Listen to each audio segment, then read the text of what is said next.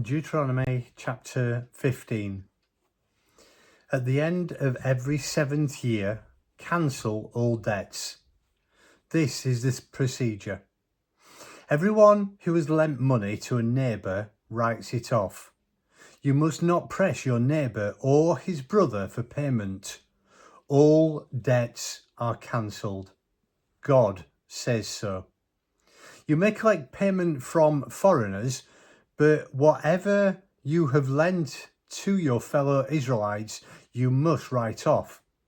There must be no poor people among you, because God is going to bless you lavishly in this land that God, your God, is giving you as an inheritance, your very own land, but only if you listen obediently to the voice of God, your God, diligently observing every commandment that I command you today. Oh yes, God, your God, will bless you just as he promised. You will lend to many nations, but won't borrow from any. You'll rule over nations, but none will rule over you. When you happen on someone who's in trouble or needs help among your people with whom you live in this land that God, your God, is giving you, don't look the other way, pretending you don't see him. Don't keep a tight grip on your purse. No, look at him. Open your purse, lend whatever and as much as he needs. Don't count the cost. Don't listen to that selfish voice saying, it's almost the 7th year, the year of all debts are cancelled, and turn aside and leave your needy neighbour in a lurch, refusing to help him. He'll call God's attention to you and your blatant sin. Give freely and spontaneously. Don't have a stingy heart. The way you handle matters like this triggers God, your God's blessing in everything you do. All your work and ventures. There are always going to be poor and needy people among you. So I command you, always be generous. Open purse and hands. Give your neighbours in trouble, your poor and hurting neighbours.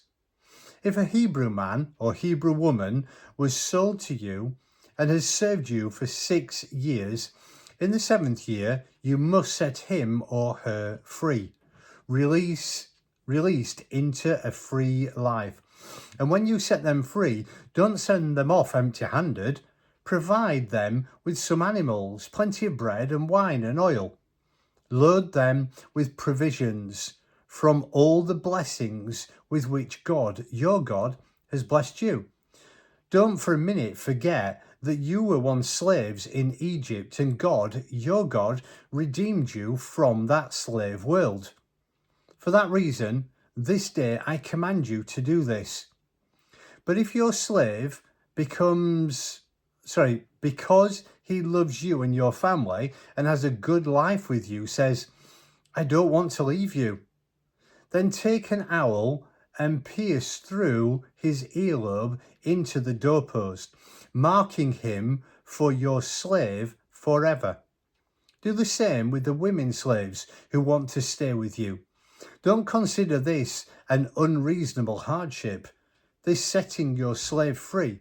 After all, he's worked 6 years for you and a half the cost of a hired hand. Believe me, God, your God, will bless you in everything you do. Set apart to God, your God, all the firstborn males in your herds and flocks. Don't use the firstborn from your herds as work animals. Don't shear the firstborn from your flocks. These are for you to eat every year, you and your family, in the presence of God, your God, at the place that God designates for worship. If the animal is defective, lame, or blind, anything wrong with it, don't slaughter it as a sacrifice to God, your God. Stay at home and eat it there. Both the ritually clean and the unclean may eat it, the same as with a gazelle or a deer, only you must not eat its blood. Pour the blood out on the ground like water.